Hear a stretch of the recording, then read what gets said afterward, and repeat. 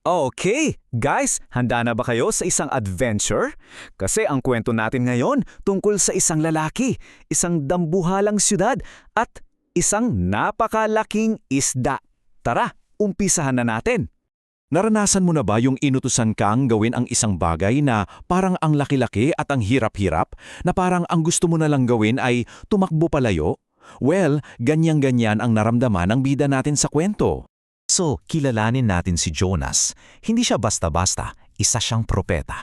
Ibig sabihin, ang trabaho niya ay magdala ng mga mensahe galing sa Diyos. Pero yung misyon na natanggap niya ngayon, hindi lang basta mahiap, nakakatakot talaga. At ano ba yung misyon na to? Kailangan niyang pumunta sa siyudad ng Ninive.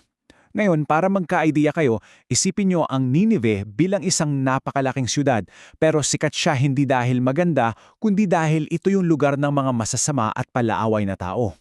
At doon mismo siya pinapapunta ng Diyos para magbigay ng isang babala. Dito na ngayon nagkakaproblema. Kasi para sa Diyos, ang mga taga Ninive, kahit gaano sila kasama, ay mga taong pwedeng magbago. Pero para kay Jonas, nako, ang nakikita niya lang ay isang malaki, nakakatakot at mapanganib na lugar. So ano sa tingin niyo ang ginawa niya?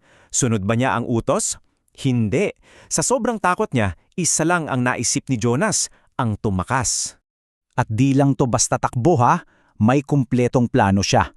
Step 1, kunin ang misyon. Step 2, tumakbo papuntang daungan. Step 3, bumili ng tiket papuntang Tarsis. At step 4, sumakay sa barko at maglayag sa kabilang-kabilang direksyon. Ibig sabihin, kung ang Ninive ay papuntang silangan, si Jonas papuntang kanluran. Total opposite direction talaga. Pero alam nyo, may isang bagay kang hindi matatakasan, isang super bagyo. Bigla na lang, nagpadala ang Diyos ng isang napakalakas na unos. Yung mga alon, parang mga bundok na gustong sirain yung sinasakyan nilang barko. Grabe, malapit na silang lumubog. Siyempre, nagpanik ang lahat ng tripulante.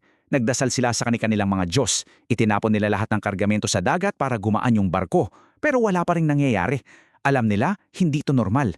Kaya gumawa sila ng palabunutan para malaman kung sino ang may kasalanan. At ang nabunot, walang iba kundi si Jonas.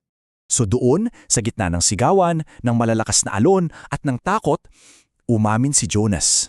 Sinabi niya, "Alam ko, kasalanan ko to. Dahil sa akin, kaya may ganitong bagyo. Itapon niyo na lang ako sa dagat." Yun na lang daw ang paraan para maligtas silang lahat. At dito na, naging medyo kakaiba ang kwento. Kasi pagkahagis sa kanya sa dagat, bigla-bigla huminto ang bagyo at kumalma ang lahat.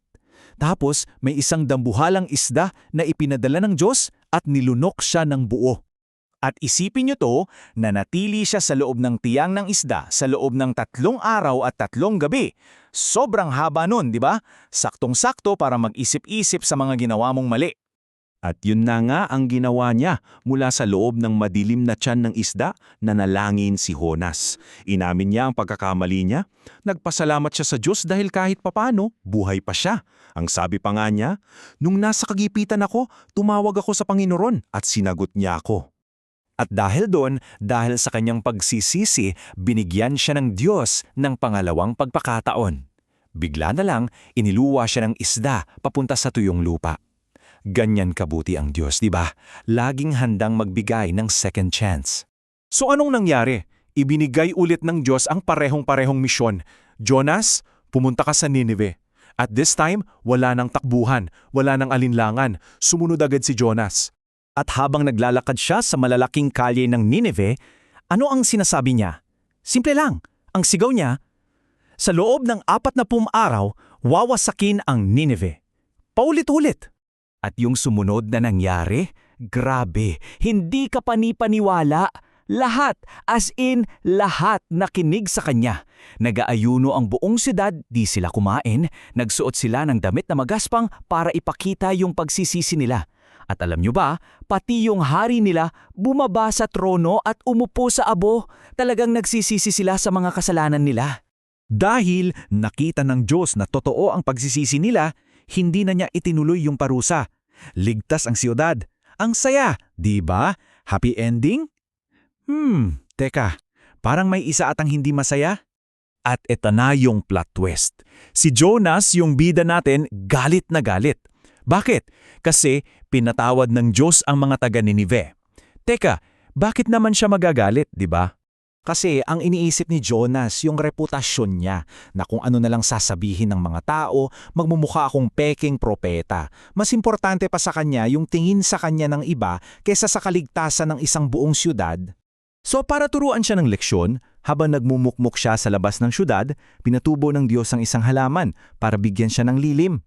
Super saya ni Jonas, pero kinabukasan may uod na kumain sa halaman at nalanta ito. Tapos sobrang uminit. Ayun, nagwala sa galit si Jonas. Gusto na raw niyang mamatay dahil lang sa isang halaman. At dito na pumasok yung aral ng Diyos. Tinanong niya si Jonas, sobra kang nalungkot at nagalit para sa isang halaman na hindi mo naman pinaghirapan. Hindi ba dapat mas maawa ako para sa isang buong syudad na puno ng mga tao at hayop? Kaya sa huli, malalaman natin na ang kwento pala ay hindi lang talaga tungkol sa isang propetang tumakas o sa isang isdang dambuhala. Ito ay tungkol sa isang Diyos na may napakalaking pagmamahal at habag at laging handang magbigay ng pangalawang pagkakataon hindi lang kay Jonas o sa Ninive kundi sa bawat isa sa atin.